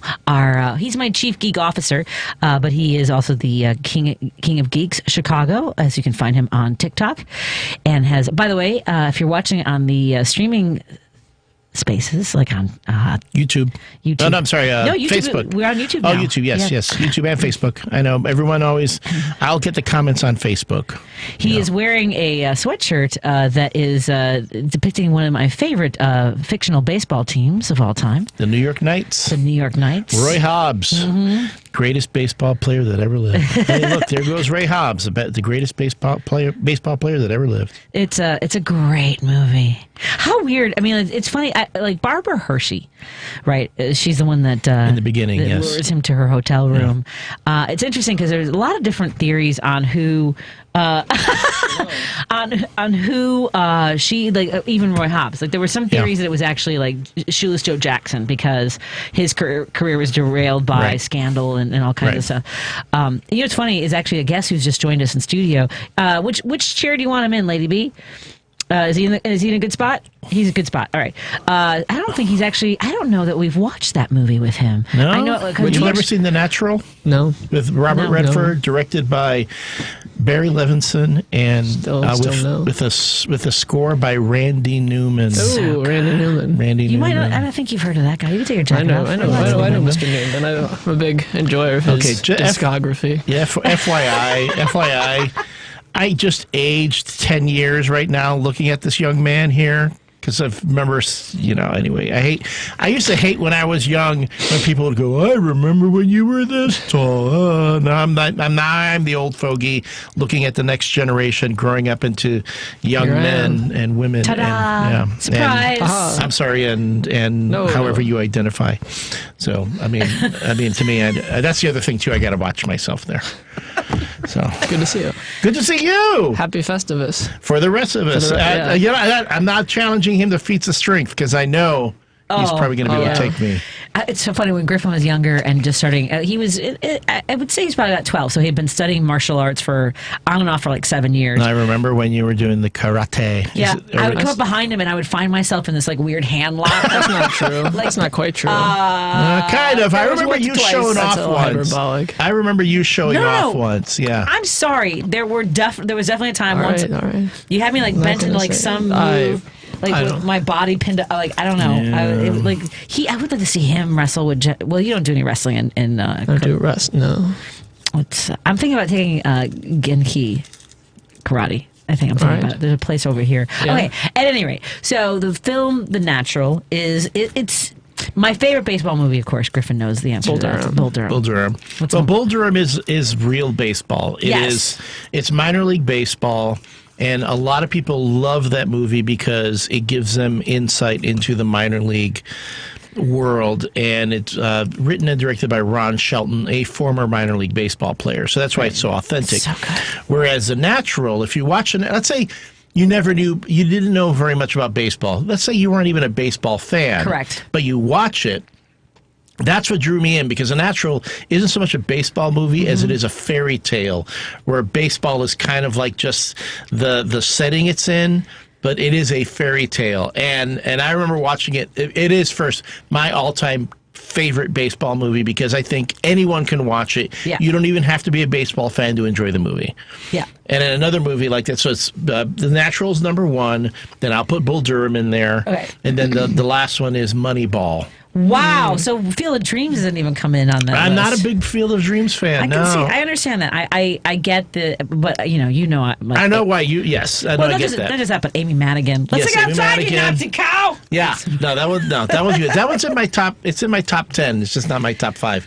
But the thing about with Moneyball is that's another movie if you know absolutely nothing about baseball. My friend Charlie, he's one of his favorite movies is Moneyball. Yeah. He's a big baseball fan. Right, and the 2 reasons why if you know nothing about baseball, you can still watch it. You would learn a lot. 2, the script was written by Aaron Sorkin. That's why you like it. Yeah, one of my all-time favorite writers, screenwriters. So it's Aaron Sorkin, David Mamet, and and Quentin Tarantino. Those three. Yeah, David. Politically eclectic team of people. No, Mamet, I know, is great. It can be problematic. Same with Quentin Tarantino, who's very good, but also problematic. Sorkin isn't problematic yet. I hope he doesn't become problematic. He writes women wonderfully. That's Sorkin? Yeah. No, I'll admit he writes women terribly. I think he writes some women better than Mamet for sure. Oh no, Mamet is terrible when it comes to no, that is true. No, although Sorkin, I like CJ, and I mean a lot of CJ would become a great character after Sorkin left the West Wing, because then one who'd be great, Deborah Kahn, who was in the writing team. She would become one of their better writers on the West Wing. She would later go on to create The Americans. She does The Diplomat right now on Netflix. Deborah Kahn wrote that. She would really make CJ, and if you watch it now, they elevate a lot of women to more authoritative leadership. Leadership positions. Right. They're not just in the background trying to, give the men, guys, someone to bounce off of. So, yeah. Hey, how you doing? Oh, I'm doing all right. Okay, so for folks, you can't see it if you're not watching on video because, again, I haven't seen Griffin in a bit, and every time I see him, I feel older, but it's always good to see you. It's good to see you always. And I know you've been doing a lot of drama and stuff. Oh, theater. Directing a play. Not like intrigues. That's me. He that theater. Too. Hey, come on, you're in college. Just tell me you're not having a drama-filled life. Try to, easy come, easy go, etc. Well, that's a nice way of looking at it. Not picking fights. Or not telling people about the fights. Entirely one-sided. There you go.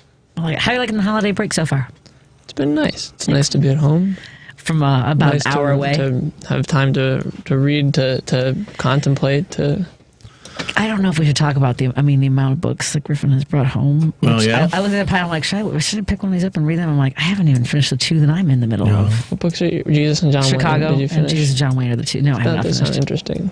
Huh? It sounds interesting. It is interesting. Jesus and John Wayne, about this woman who grew up in Iowa book community. I got you for your birthday. I know, that's on my dresser. I got a lot of No, it's not. It's on the shelves. Oh, yeah. I don't even know where I know where it is. Wow. I'm not getting any books for Christmas. Folks, just so you know, there is a sudden calling out back and forth going on here. No, there's not. No, it's no. Everything's amicable. I'm so tired all the time. So here's my question. You've been at the University of Chicago.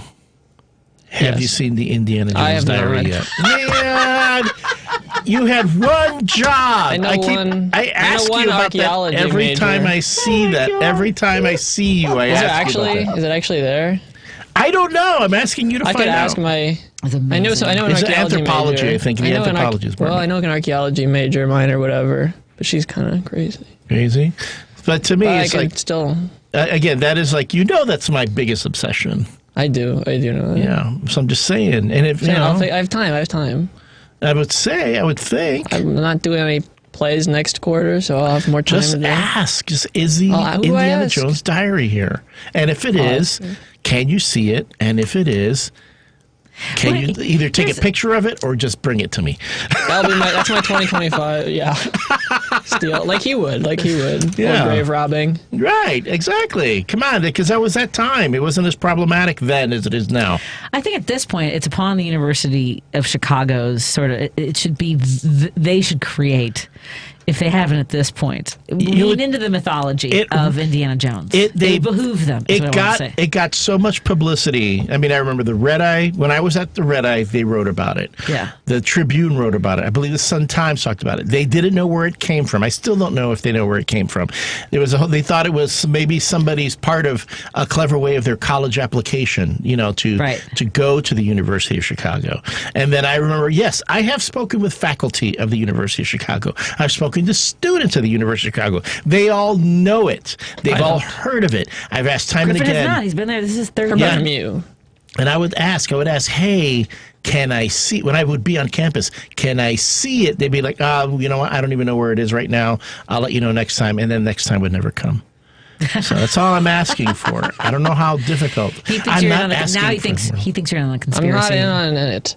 I'm not in on any conspiracy. No. No. Griffin, I asked for so little from you. So little. I mean, I'm not even asking for much. I'll see.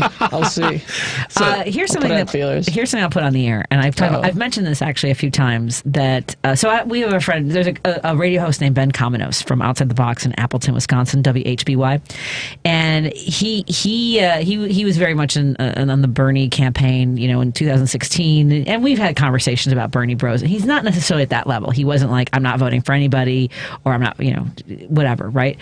But he was telling, we met in August, and he was telling me his concerns about not pulling liberals farther to the left, the sort of like the being moderates, and we have to work with the system we have, and that's who I've been for a long time. I'm like, well, this is how we negotiate, and I am at the point now, Elliott, where I'm like, we need to get our crap together, because being moderate has not worked. Being, trying to play along to get along kind of crap, at the Durbin level, at the at a lot of them. I mean, Griffin, I want to thank you for reminding me that this isn't working for anybody anymore.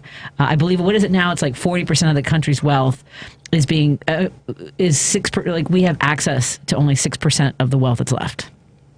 Yeah, it's all going well. I mean, yes. Meaning we've flooded so much, like 10% of the wealthiest control 60% of the wealth in the country. In the United States. It's something crazy. And I know, too, and then to the point, I know Griffin and I have had these debates in the past, but it's like the whole, talking about the ideology. I mean, and I'm going to admit it, I'm an older guy. I mean, I'm an older guy. The generation coming after me is going to deal with a lot of stuff. Worse stuff than we had. Worse stuff than I ever had to deal with. Exactly. A lot of it is being put, like they talk about the boomers. I mean, I know we've been talking about the boomers, but now it's not even on the boomers anymore. No. It's after that.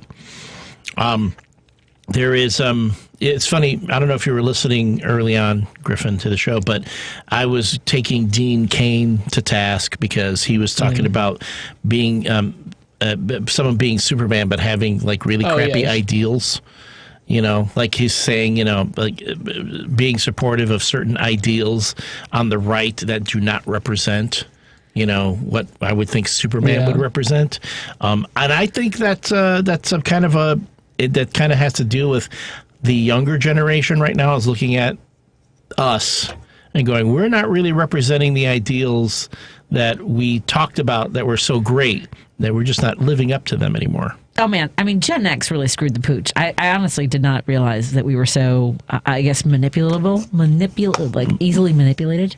I mean, because we saw it, was it with Gen X? It's like you had millennials and boomers just going back and forth, and we're in the middle going, oh, whatever, But then and we literally did that. Yeah, and then when we literally went, whatever. Yeah, then when people started taking shots at Gen X, we got angry and said, hey, don't look at us, we're the latchkey generation, and so on. But as all that fighting is going on, you have the other side is kind of like just slowly getting their things together and collecting their I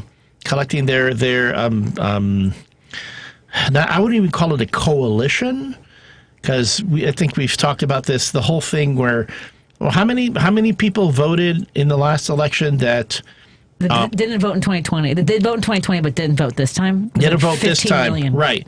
And then you had that other bump that did vote, but came from an area that no one expected. I mean, we're talking young men, young men, college aged, who were like, yeah, I'll vote for Trump.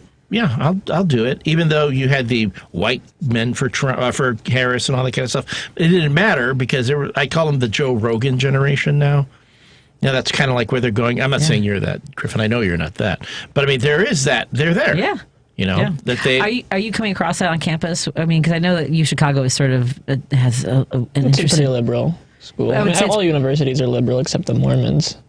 No offense to you. And it's not offense to me. Yes, I'm often offended by any slights against the Mormon Church. Every demographic, except black women, every demographic had pretty big swings toward Trump. Yeah. And it certainly has more gender polarization than previously. The black ladies are mad too. I don't blame them. I do not blame them. It's black women who are like sitting back now and going, we told y'all. And they're all on TikTok just sipping their tea saying, we told you, we tried to tell you, you didn't listen. And again, I have one of my favorite TikToks that was out there was a young black woman who said, yeah, she essentially said, yeah, this sucks, but don't you dare give up because you think it was hard. You think we've had it easy this whole time. We've been dealing with this for generations. Yeah, it's never been easy. Yeah, so we don't had it easy. Yeah, so don't go like, oh, now suddenly when it's rough on you, when you feel discouraged, you decide you're going to give up. Yep. So I was like, hey, truth to power. I give her props. I was like, and I say this as a straight man who really doesn't get affected as much by a lot of the stuff that goes on. So are you ready to go door knocking with me in Wisconsin for the Supreme Court race coming up on April 1st? A Supreme Court race. Yeah, liberal is stepping down, so we have to make sure that seat. It's going to be. It's an election. It's not an appointed thing. No. What is it? Ours are elected too, by the way. Supreme Court. Yes. Yeah. Everything but the federal level. Oh, that's right. Yeah, I keep forgetting how. Okay, I mean that's supposed to be good, and then at times I think it's not a great idea. But then again, they say the same thing about the United States Supreme Court. There should be term limits, and it shouldn't be appointed. But I'm like, but then it's like it falls into the same. Well, you have to be appointed just with term limits. Yeah, I agree. How crazy today? I mean, like we haven't even talked about the report on Matt Gaetz. Oh yeah. Talk about that demographic of young guys. Yeah. No, he's mad. He's angry now. Well, I'm mad that we have a Speaker of the House that was all gung-ho on him becoming the Attorney General, knowing what was in that friggin' report. And I almost swore. Thank you, everybody, for riding along there. But, I mean, what? My outrage is done. I can't get outraged anymore. I'm just like, hey, you know what? This is what people voted for. You know what? It is what it is. And was it? FAFO. That's where we are right Fart now. around and find out. Yeah, it's just, okay, fine. This is what you want. We're going to have 18 months of this to deal with. Yeah. I mean, everyone talks about, this reality, Trump gets 2 years at most where he gets to be himself. Yeah, because then the midterms come, and then he's already a lame duck president. So it's a matter. Yeah. It's just a matter of, okay, what do they want to set up after him? Yeah. So it's like he won't be a lame duck president. I mean, there's a lot you can do with the executive branch. Yeah, but still, it's again for 18 months, and then once you deal if the Republicans lose either the House or the Senate. That kind of like limits things. It doesn't make things permanent. Add to that, I don't think he's going to be very restrained by having Congress on board with things. Oh no, but I'm just saying. And the other thing too is, oh boy, can the Democrats stop pulling defeat out of the jaws of victory every chance they get? I mean, it's talking about the House leadership, the committee leaderships. There's this whole thing. Oh, my God. Where it's like, you have this younger generation. Get back the younger generation that wants to be represented, and the Democrats are like, no, we're going to put the same folks who've kind of been making the same mistakes over and over and over again. It's like, come on, let's switch things up a bit, Yeah, that's Griffin. Yeah, well, they had some new ones. Some new people in charge of committees, but not AOC because she's too left-wing for the... Apparently Pelosi got involved to block AOC being in charge of the... Which committee is it that Connolly's leading? The oversight? It was oversight, right. Yes. The Pelosi apparently got involved to lobby lawmakers against voting for her. And I thought she would have been perfect there. Yep. Yeah, well, I think the instinct is likely to be more of a retract further to the center. See, and that's what you've told. And I don't even necessarily think that it's. I would certainly like there to be more left-wing policies. I don't necessarily think that that's in and of itself better electorally. I think in some cases it is, but I think probably having a stronger message in general. Mm-hmm. I mean, you can't say that. I mean, what Trump was offering was terrible, but you certainly knew there was certainly a kind of a clear, thematic. A clear lie, to it. as opposed to a solid truth. I mean, some of it was true. It's true in terms of what he's going to do. He's going to deport millions of people. Right. It's this sort of, grievance politics of, lashing out at, other countries, who are ripping us off by selling us goods that we need and, getting rid of all the people who do the jobs that support our economy. If you don't like them coming in. I mean, you knew what you were getting with Trump. I raised his kids in school. I know. But I don't know. There wasn't necessarily much. I don't think most voters knew I'll vote, Kamala Harris is who you vote for to get this set of policies, which I mean, to some extent was also was more. I think it's something that they've kind of struggled with with both all the post-Obama candidates. I think Obama certainly had a much clearer message and branding in 2008, and even 2012 than Biden or Clinton did. I mean, because Biden was able to win in 2020 only by making it an election about Trump.